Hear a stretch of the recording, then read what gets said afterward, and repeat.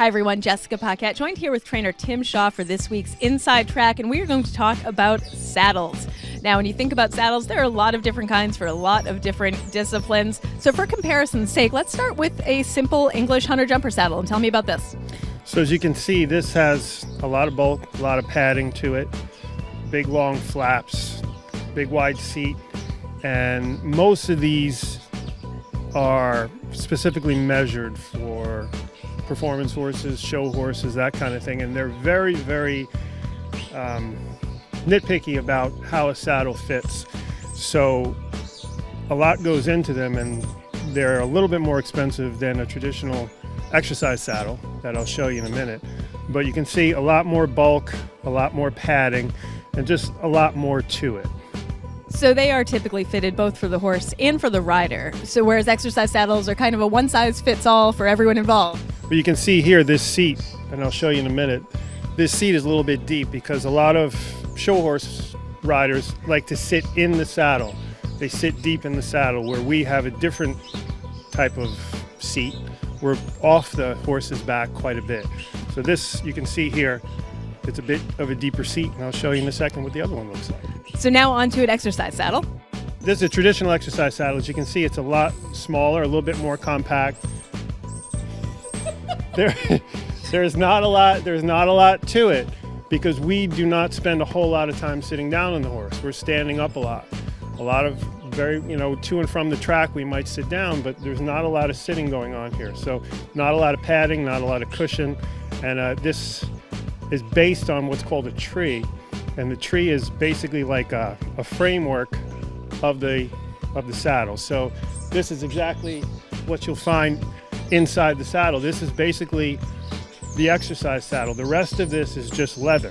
So this is the part that would sit on the horse's back right behind the withers, and that's what takes all the force. So as you can see here, this is very rigid. There's a lot, it's steel, there's not a lot of give to it, and the force isn't really spread in that big of an area. It's very, very centered, and sometimes horses, just like a person's neck, right behind their neck, that constant concussive force can start to bother a horse's neck. So, you know, when I think about a lot of things like how can we make a horse more comfortable, basically we have two pads here. I prefer a half pad. It just fits the contour of the saddle. So this is the traditional exercise saddle that I spoke of, and you can see here there's not a whole lot of space up here at the withers, and this is where I was talking about. This sits here like this, okay, and you can see how there's not a lot of room. You know, you just start thinking and talking to people, and some steeplechase friends of mine recommended this saddle over here from Australia. So most exercise saddles are one size fits all kind of thing. You know, we might mess around with some pads on the racetrack to make the saddle fit better, but when you have 20 or 30 horses, there's really not a means for a specific saddle for a specific horse. That would be great, but it just doesn't work that way. We just deal with what we can, and we'll adjust some pads and do the best. So this saddle comes from Australia, and this actually has the tree that I just showed you, but it's a plastic polymer, and it spreads the force down the horse's back, so there's not a constant pinch, pinch, pinch here. So, and I've had great success with this, and it came on recommendations from people that use them.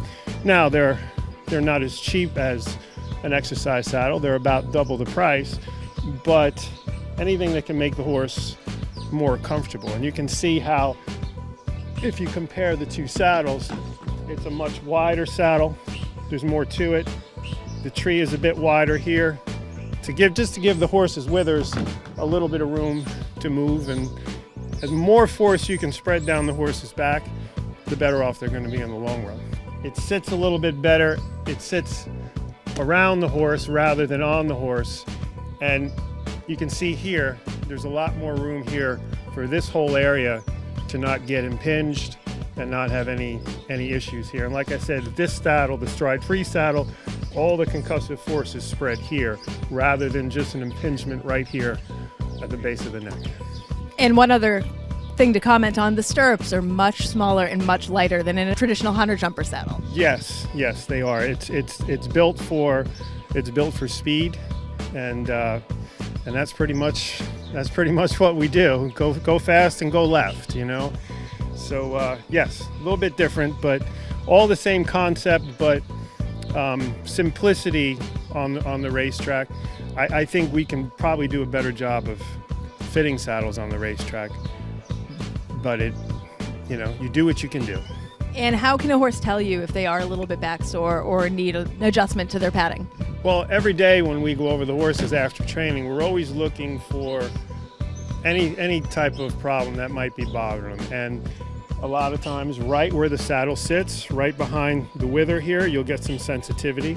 And also you can get soreness over their back end, because if they're sore, what are they doing? They're what's called hollowing out. They're getting their head up and they're trying to make themselves comfortable. And you're always looking, what can I do to make the horse more comfortable? What can I do to prevent the horse having discomfort? And if you can prevent that, it'll save you much time in the long run, because a happy horse is a better horse. That's it. Happy horses are better horses. And the more we know, the better we can do as technology continues to evolve. I'm Jessica Paquette. This is Tim Shaw. This is The Inside Track.